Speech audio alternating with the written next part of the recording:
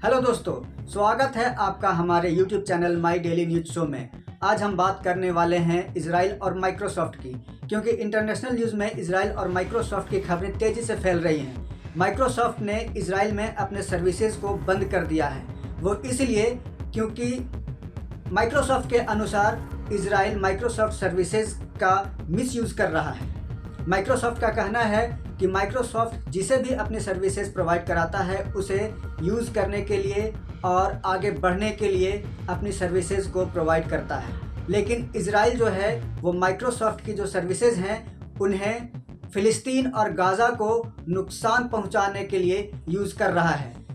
Microsoft का Azure software जो है वो कॉल रिकॉर्डिंग के काम में आता है और जासूसी के काम में आता है, मतलब बहुत सारी चीज़ों के काम में आता है। लेकिन जो इजराइल है, इजराइल की जो सेना है, इजराइल माइक्रोसॉफ्ट का एआई और क्लाउड सर्विसेज का यूज़ जासूसी और लोगों को नुकसान पहुंचाने के लिए कर रहा है। ये कहते हुए माइक्रोसॉफ्ट ने अपनी सर्विसेज को इजराइल में बिल्कुल ही बंद कर दिया है, जबकि इजराइल ने बजाते माइक्रोसॉफ्ट का सब्सक्रिप्शन लिया हुआ था और हर साल उसे पेमेंट करता था, लेकिन फिर भी माइक्रोसॉफ्ट ने अपने सर्विसेज को वहाँ पे बंद कर दिया है। अगर इजराइल में ऐसा हो सकता है, यानी इजराइल में माइक्रोसॉफ्ट अपने सर्विसेज को बंद कर सकता है, तो ये कोई बड़ी बात नहीं होगी दोस्तों कि इन फ्यूचर माइक्रोसॉफ्ट जो है वो भारत में भी अपनी सर्विसेज को बंद कर दे।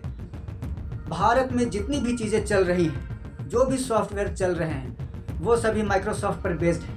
अगर माइक्रोसॉफ्ट अपनी सर्विसेज को भारत में बैन कर देता है तो भारत की स्थिति बहुत ही ख़राब हो जाएगी।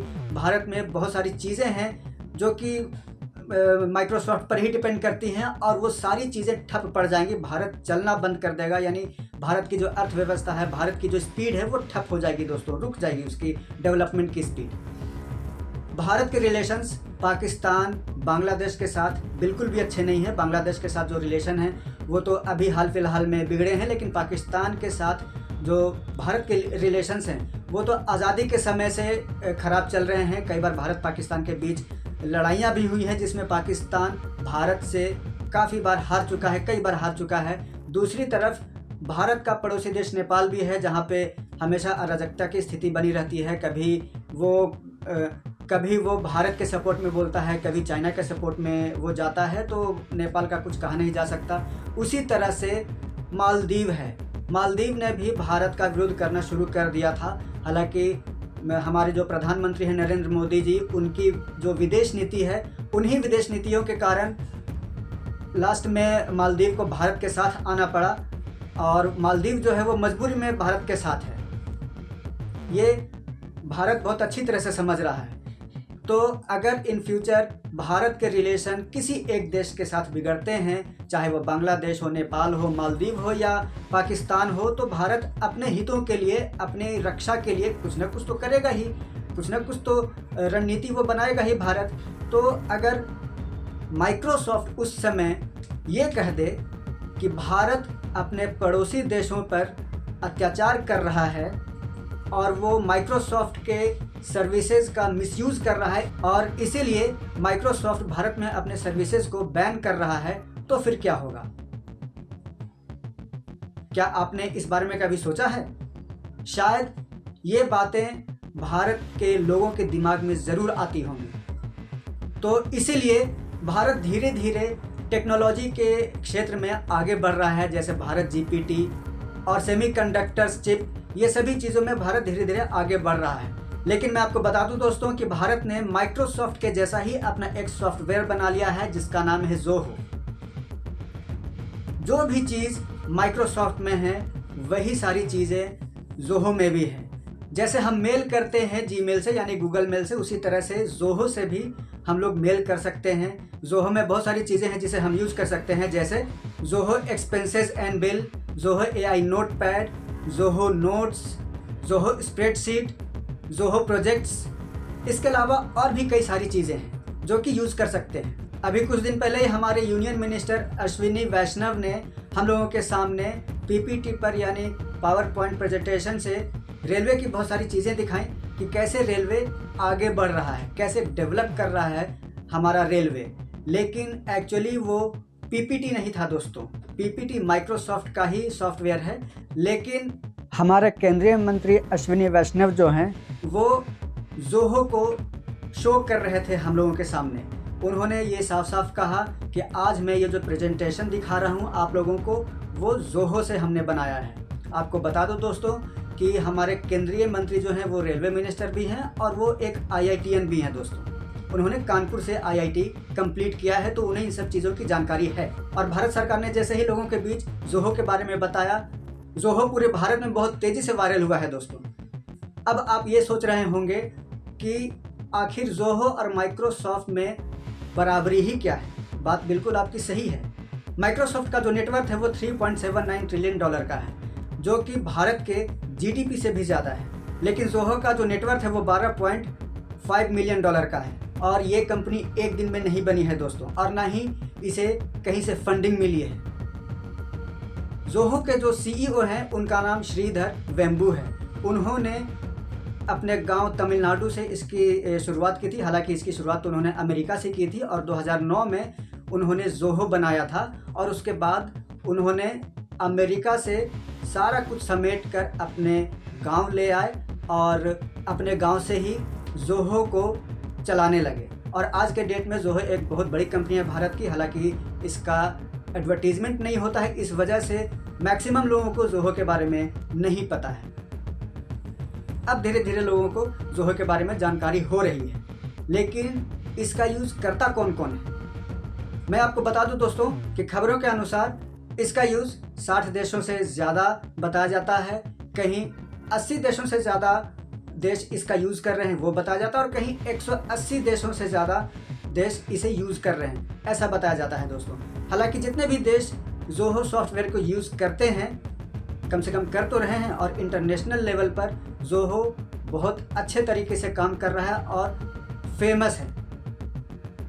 अब मैं आपको बताता हूं दोस्तों कि जोहो को कौन कौन सी कंपनीज यूज़ कर रही हैं। जोहो को Netflix, Hyundai, Suzuki, big basket, Citi bank, HDFC, Agoda, make my trip जैसी कंपनियां जो हैं वो यूज़ कर रही हैं। ये तो मैंने एक छोटा सा लिस्ट बताया है आपको। ऐसे ऐसी बहुत सारी कंपनियां हैं, जैसे बॉश, अमेज़न, इस तरह की कंपनियां जोहो को यूज़ कर रही हैं। और ये जो कंपनीज़ हैं ये जोहो के CRM को यूज़ कर रही हैं। और जोहो का जो CRM है वो काफ़ी वैल्यूएबल CRM है। मैं जोहो की बात इसलिए कर रहा हूं दोस्तों क्योंकि अभी जिस तरह से अमेरिका और भारत के रिलेशंस ऊपर नीचे हो रहे हैं, अमेरिका के प्रेसिडेंट डोनाल्ड ट्रंप भारत के लिए, भारत के फेवर के लिए तो कुछ कर नहीं रहे हैं, लेकिन भारत को परेशान करने के लिए वो काफ़ी चीज़ें कर रहे हैं। कभी 50% का टैरिफ, कभी H1B वीज़ा, जिसके चलते भारत के बहुत सारे लोग परेशान हैं। और वे लोग ये टेंशन में हैं, इस तरह की टेंशन है उन्हें कि अगर H1B वीज़ा एक्सपायर्ड हो गया या किसी को बनाना होगा नया H1B वीज़ा, तो उन्हें $1 लाख पहले अमेरिका को देने होंगे, तभी H1B वीज़ा उनका बन सकेगा और वो अमेरिका जाकर काम कर सकेंगे।